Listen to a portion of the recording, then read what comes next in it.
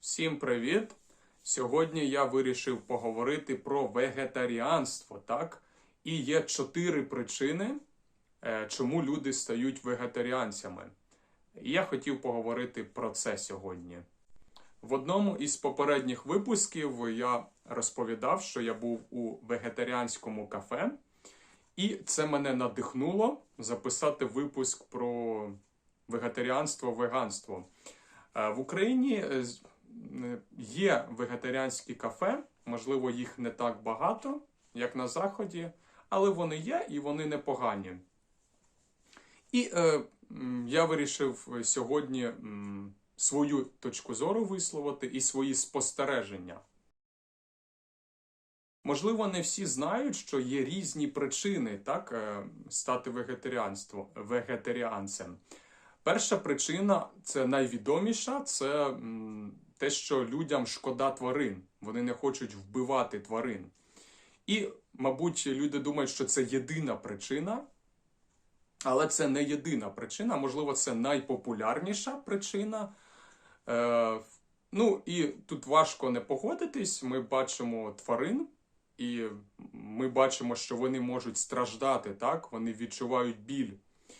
І ми співчуваємо тваринам, і тому не хочемо їх вбивати. Тобто це логічно, і я з цим погоджуюсь. Єдина причина не погодитись, єдиний аргумент проти – це те, що людям потрібні білки, потрібні речовини, які є в тваринах, які є у тваринній їжі. Це дуже велика дискусія. Хтось вважає, що для нашого здоров'я треба їсти тваринну їжу. Інші люди вважають навпаки, що не треба. Ну, я вважаю, якщо ми знайдемо відповідь на це питання, то нам стане очевидним, чи треба бути вегетаріанцем, чи ні. І друга причина, про яку, можливо, люди не знають, це релігійна причина, це релігія. В деяких релігіях не можна їсти тваринну їжу, не можна вживати м'ясо, не можна вживати рибу. Наприклад, у Індії є 2 релігії – це індуїзм та буддизм. І згідно з правил цих релігій не можна їсти м'ясо. В Україні не так багато індуїстів, не так багато буддистів, але вони є. Особливо їхній рух був популярний 10-15 років тому. Такий рух, який називається Харі Крішна. Можливо, ви бачили цих людей, вони ходять, співають пісні, вони ходять у таких яскравих одежах, у яскравому вбранні, в жовтого кольору. І вони поширюють свою релігію, свої ідеї. І в Україні цей рух теж був доволі популярним. Також в Україні популярні ведичні ідеї, ведичні рухи, якщо так можна сказати. Наприклад, йога. Особливо раніше вона була популярна, десь 10-20 років тому. Люди ходили на йогу, займались фізичними вправами, але також слухали ці ідеї. І біля деяких вегетаріанських кафе поряд є офіс ведичної культури або ведичної медицини. Тобто ми бачимо, що це пов'язані речі, що в Україні є люди, які цікавляться ведами, йогою, і вони теж стають вегетаріанцями. Третя причина – це здоров'я. Деякі люди вважають, що м'ясо шкідливе для організму, шкідливе для здоров'я, що це погано їсти. І м'ясо, риба, яйця, молоко. Є багато дієт, наприклад, дієта МакДугала.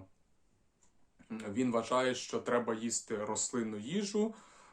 Наприклад, його приклад – це країни Азії, де люди їли рис. Рис був основним інгредієнтом, основною стравою. І люди в Азії були худими, у них не було зайвої ваги, і в них не було хвороб, таких як діабет або серцево-судинні хвороби. І потім, коли люди в Азії почали їсти м'ясо, почали їсти в західному стилі, західну дієту, їхнє здоров'я стало погіршуватись, знижуватись якість життя, якість здоров'я. І тому це такий аргумент, що м'ясо шкідливе для здоров'я. Це теж велика дискусійна тема, є різні думки, але багато людей вважають, що це так, і тому вони стають вегетаріанцями і веганами. І остання причина – це для нашої планети не треба їсти м'ясо, тому що індустрія м'яса, риби, молока потребує багато ресурсів нашої планети. І тому, якщо всі вживають м'ясо, якщо всі вживають багато м'яса, тому використовується багато ресурсів. І це шкодить планеті. Це ще одна причина, четверта причина, чому люди перестають їсти м'ясо. І в цьому є певна логіка, тому що, наприклад, ви їсте курку, і курку треба теж годувати, давати їй зерно, давати їй пшеницю, використовувати ресурси, а потім ми їмо цю курку. Але логічно, економніше просто їсти це зерно. Замість того, щоб давати зерно курці, самому їсти це зерно.